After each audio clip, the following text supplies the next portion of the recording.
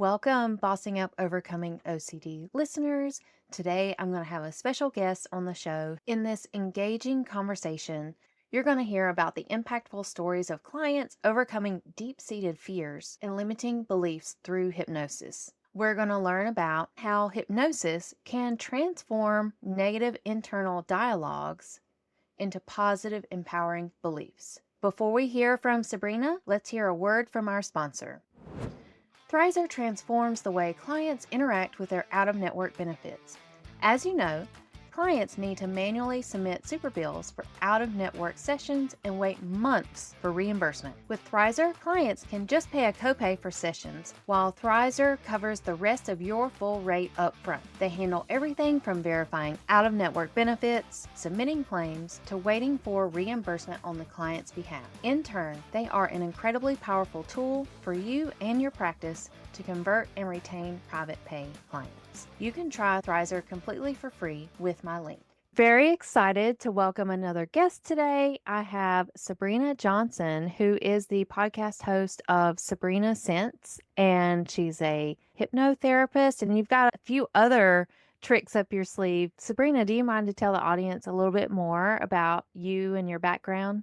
Absolutely. And thank you, Erin, for inviting me on your podcast. I'm super excited to be here. Yes. I'm an NLP and hypnosis mindset coach. Basically, what that means is I guide individuals like you on a journey of self discovery, empowering them to overcome any limiting beliefs that they have. I encourage them to achieve their goal and really just live a life filled with purpose, intent, and joy.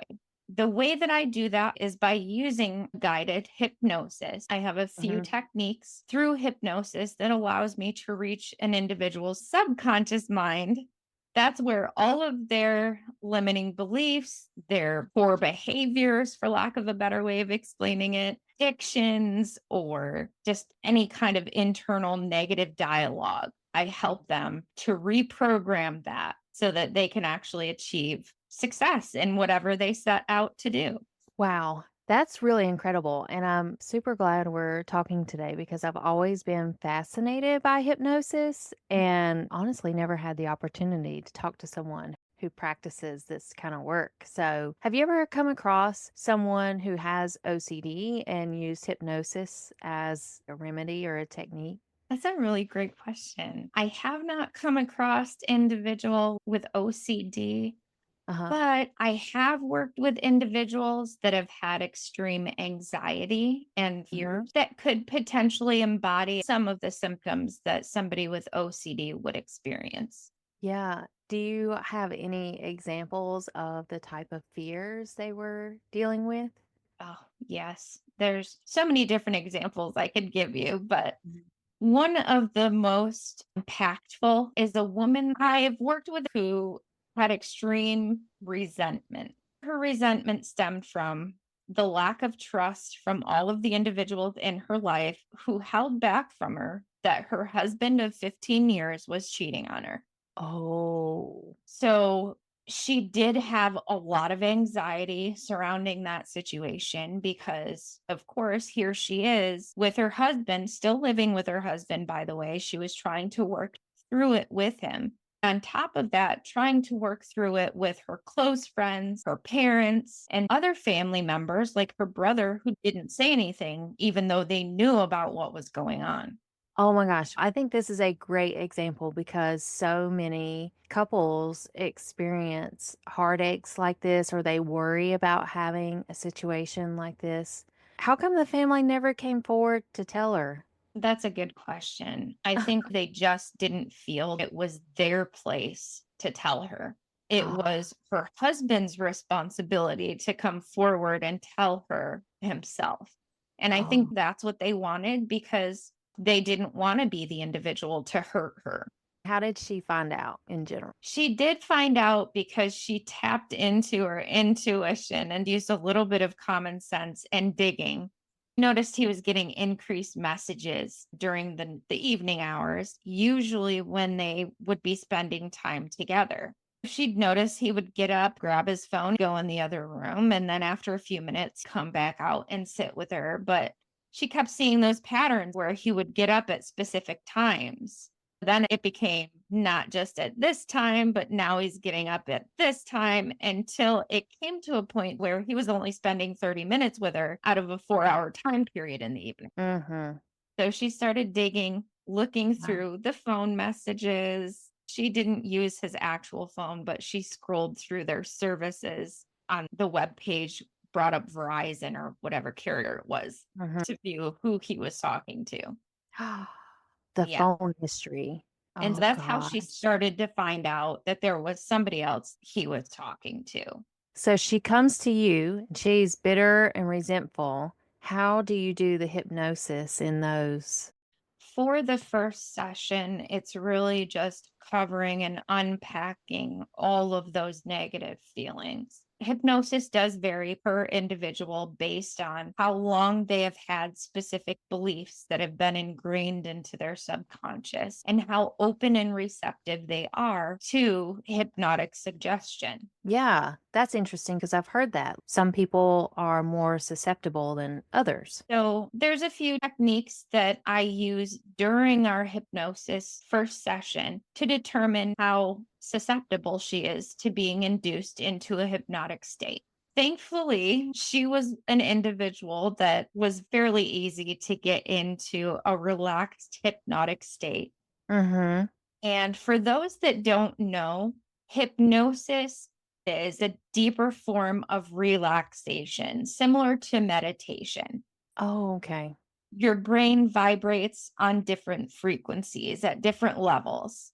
And Mhm. those different vibration frequencies is where your meditative state lies. It's where your sleep state lies and the kind of in between. So that's all hypnosis is. With her first session, she was very open. She was very open in admitting what she believes were holding her back.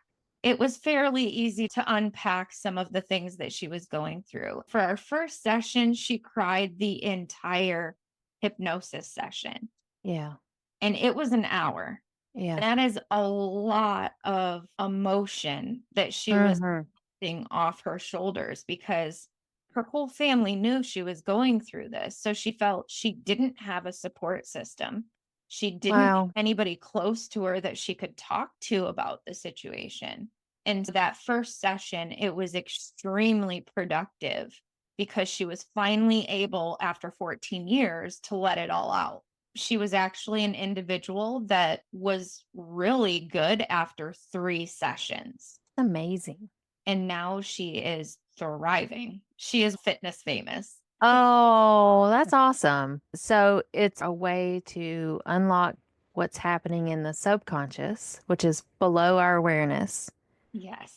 And what do you do with it? Yeah, Prove it that's a wrong? great way to look at it. So Uh-huh. once we get into the subconscious and we find out what are some of those beliefs that you have, your internal dialogue is telling yourself. With her, it was, I'm not good enough. I do not deserve to be loved. So it's Mm, interesting that her husband was cheating on her. She had this belief. And so her husband cheating on her reaffirmed this belief. the wrong kind of reinforcement. Exactly.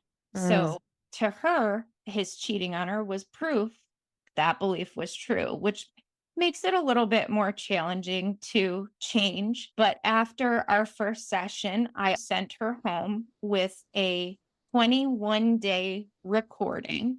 It's a recording that reframes those beliefs. And it's a sleep hypnosis. Sleeping, she listens to this positive dialogue that helps to take away those negativeness and replace it with positive reinforcements. wow. That's incredible.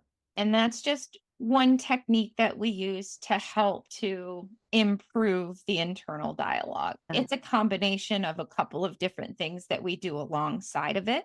We have Mm-hmm. what's called anchoring, we have what's called reframing, we have guided relaxation, we have releasing limiting patterns. That's basically what we do. Yeah. And so, Sabrina, how did you get into this kind of work? So I actually started out in my career in customer experience and sales. I worked in customer experience and sales for 20 years. I'm talking, I was 15 when I started in customer experience and then got into sales. Oh my goodness. It was what I knew, what I was comfortable with. So when I got into a career in sales, I figured that would be my natural course of action.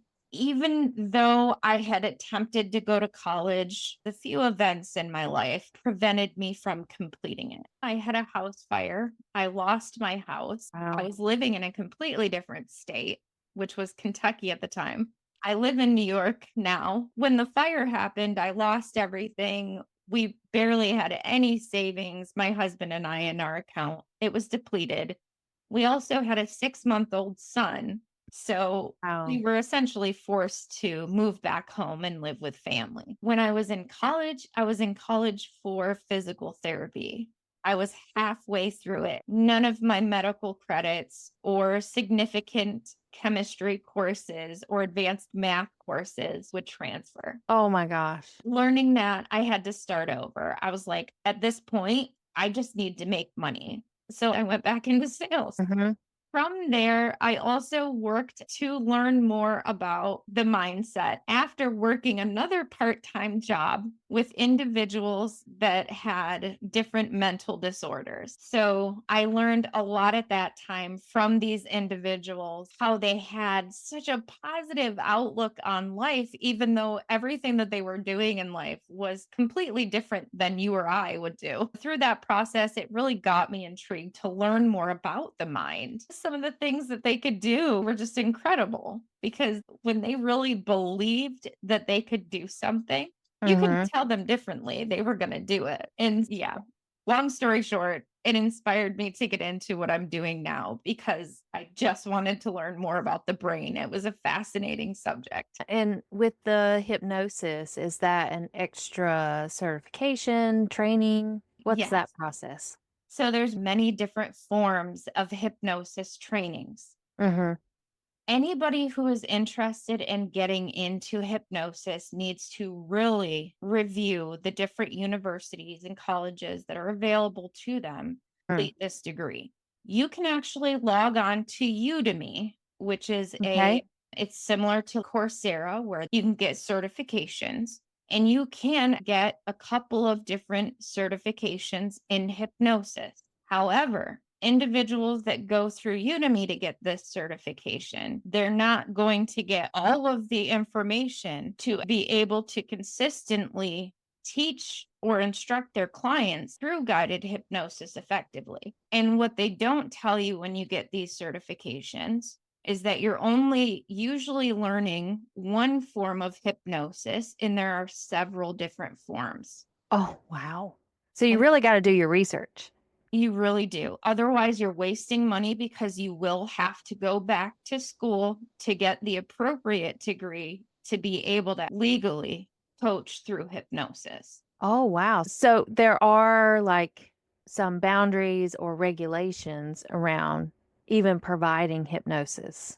There are a few. Oh, okay. Hypnosis is an unregulated practice.